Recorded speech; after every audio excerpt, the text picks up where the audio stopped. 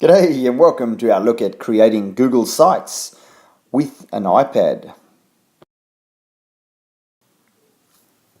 To create Google content, we go to our Google Drive and you'll see at the option that we've got a few options here at the moment, images, Drive. When you click on more, we get an option where we can go to Sites. Now if you've got existing sites, this is where they'll be, but if we want to create a new site, we click on Create. By default, it just starts with a blank template, so what we're going to do is name our site and create it.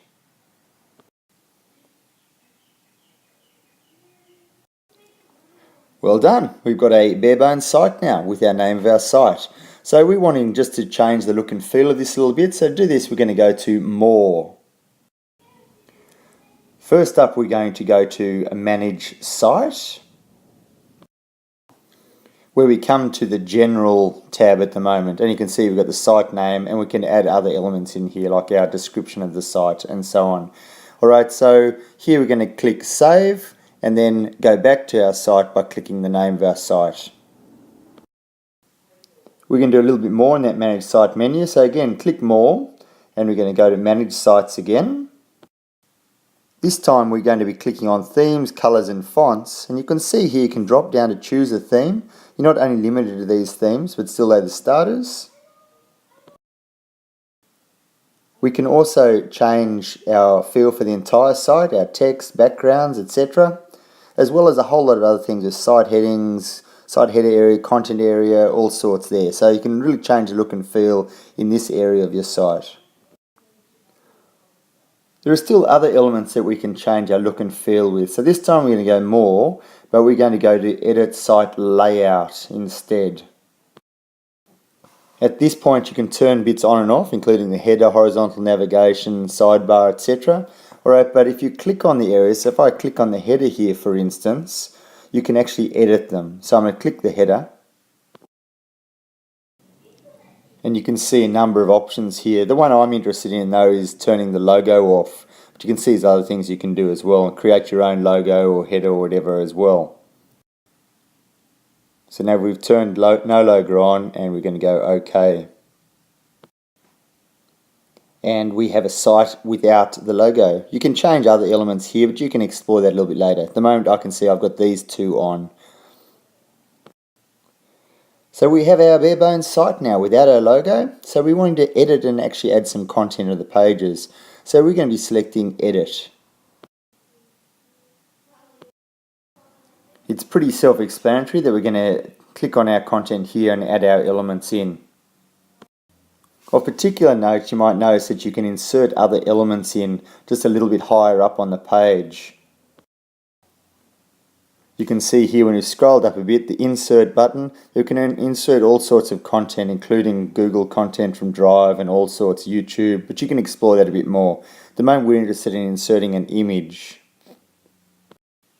Now you can insert an image from a URL, but usually you're uploading an image that you've saved onto your camera roll. So we hit here, Upload Images.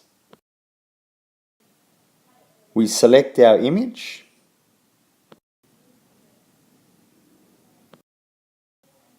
And it drops it into our page. Now I found this frustrating that it dropped it in not where I wanted to, it dropped in at the top, which is just a downside of working on an iPad.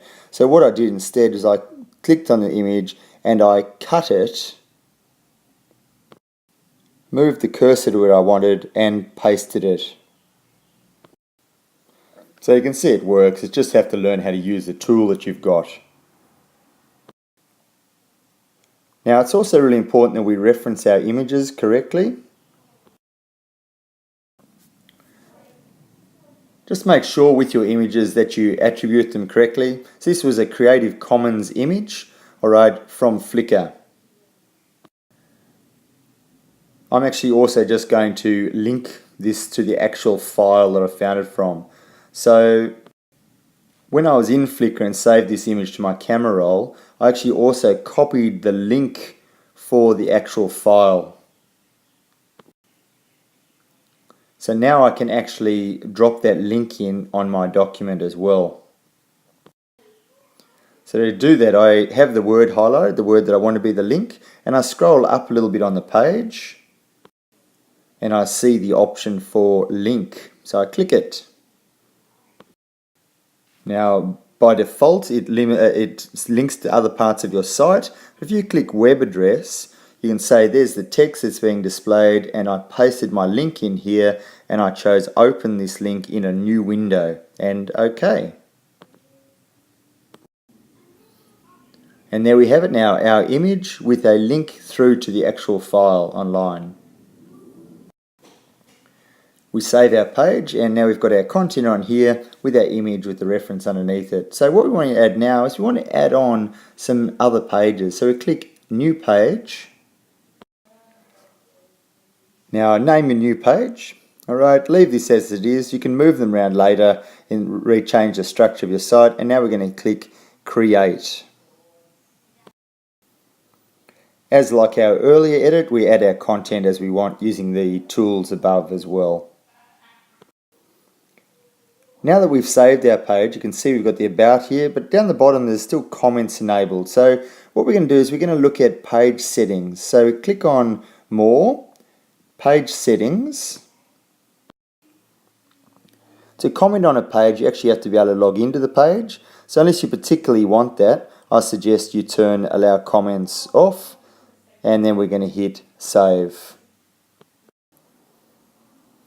And there we have it, our site with our heading, no logo, a bit of a menu starting to come here with the second page, an about page, comments off. Alright, so what we're just going to do now is just have a look at our sharing settings. So we'll click on sharing settings. And you can see by default that only people at, well in this case Newington College, alright, are able to have access to this page. If we click on that change, now we suggest from the start you treat everything as though it's public, so don't make any silly mistakes, but here you have a couple of options for making it public so people outside of your organisation can actually view it. And you can choose who you want to edit or view as well. So we hope you found that quite useful. It is a little bit cumbersome on an iPad working with Google Sites, but the fact is it's still doable and it's going to get better and better over time as well. So give it a nudge. Enjoy.